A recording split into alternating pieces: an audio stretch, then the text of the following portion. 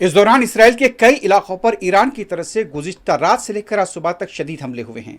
गुज़िश्ता रोज़ बैत शमिश के इलाके में ईरानी मिसाइल के हमले में गैर मामूली नुकसानात हुए। यहूदी हुक्काम ने तो सिर्फ 9 अफराद के हलाक होने और दर्जनों के जख्मी होने की तस्दीक की है।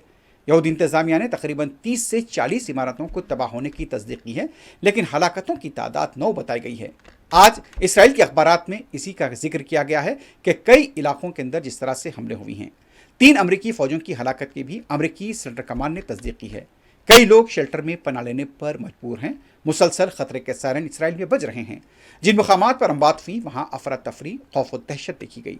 दारुल हुकूमत तल अवीव में मुसलसल खतरे के सायरन बज रहे हैं। लोग घरों से बाहर नहीं निकल रहे हैं, यहाँ तक कि घरों में भी खौफ का माहौल देखा गया।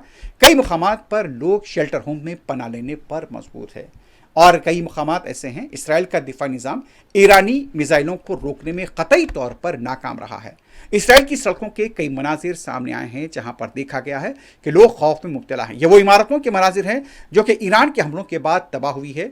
9 लोगों के हलाक होने की यहाँ पर दावा किया गया है, लेकिन आप देख सकते हैं कि किस कदर बड़े पैमाने पर इसराइल में तबाही हुई है।